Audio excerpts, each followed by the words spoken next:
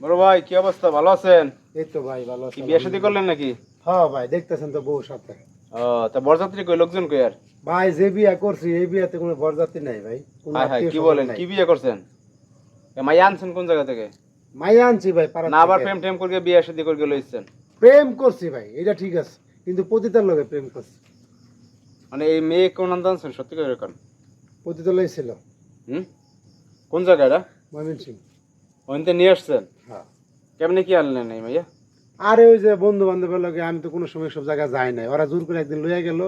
যার পরে অনেক সুন্দর, তো ওর দেখে আমার ভালো লাগলো। তো জিগাইলাম, তুমি এতটা সুন্দর মাইয়া, তা তুমি এনে আইলা কে? হুম। তোমার বাপ মা কেউই নাই? কয় আমার তো বাপ আছে, মা নাই। বাপ একটা বিয়া করছে, সৎ আচ্ছা মা। আমরা একটু শুনি তো, এই আপনার ঘটনাটা কি বলেন তো, আপনি এর বিয়ে কেমনে করলেন বা আপনি ওই যে পাড়ায় গেলেন কিভাবে, একটু বলেন তো। পাড়ায় গেছিলাম, আমি একটা ছেলেকে অনেক ভালোবাসতাম। হ্যাঁ। ওই পোলা আমার সাথে বেইমানি করছে, করার পরে আমি অনেক মানসিক আঘাত পাওয়ার পরে আমি নিজে ইচ্ছায় পাড়ায় গেছি আমার জীবন নষ্ট করার জন্য।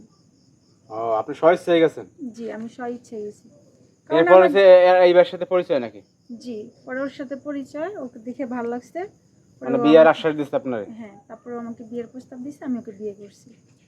কিন্তু প্রথম অবস্থায় ও রাজি ছিল না, যে ভাই আমার তো আপনি এরকম-" গেলেন কিভাবে? আপনি আমি গেছি, বললাম না যে বন্ধুদের বন্ধু সাথে বান্ধব একদম পাল্লায় পড়ে মানে পাল্লায় পরে শয়তানি করে গেছিলাম। দেখতে গেছেন অবস্থা যাওয়ার দেখতে পরে যায়। দিয়ে যে ও তো অনেক সুন্দর দেখে আমার খুব পছন্দ হয়েছে। পরে কইলাম যে ভাই তুমি এই এত অবস্থা- সুন্দর মাইয়া জায়গায় লেখা। এই না এলাকা, তুমি কি চাকরি বাকরি করে খাইতে পারতা? হুম। পরে আর জীবন কাহিনী সব কইলাম, আমার তো শুনে খুব খারাপ লাগলো।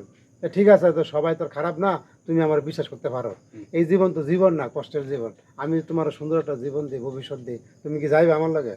পরে কয়, ভাই এরকম তো বহুত লোকে কইছে, আর আগে একজন স্বপ্ন দেখাইছে, তার আসলে কারণে তো আমি ভাই, খারাপ হইলাম। এই জগতে কেউ ইচ্ছে করে আসে না, কেউ হয়তো ভালোবাসার কষ্ট পেয়ে আসে। কারো বাবা মার অত্যাচার, বাবা থাকে না, মা থাকে না, আছে আপনার মানুষের আব্বা মা আছে? জীবনে। আমার বাবা মা নাই, কেউ নেই। ও, তো যাই হোক, আর ঘটনা হয়েছে কি, বাড়ি উঠবেন নাকি বলবে নাকি? দেই বাড়ি তো সামনে যায়, দিয়ে কি অবস্থা, কি করে বাপ মা। রিক্স কি? রিক্স নিলাম একটা জীবনে ভাই, একটা মানুষ তো দিয়ে ভালো করতে পারি না, বুঝলেন নাই?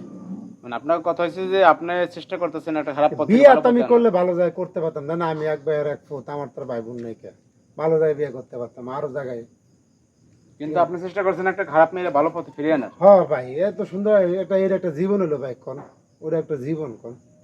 ও ভরে করলে ঠিক আছে, যদি আপনি যেরকম করেন তাহলে আমি যাবো।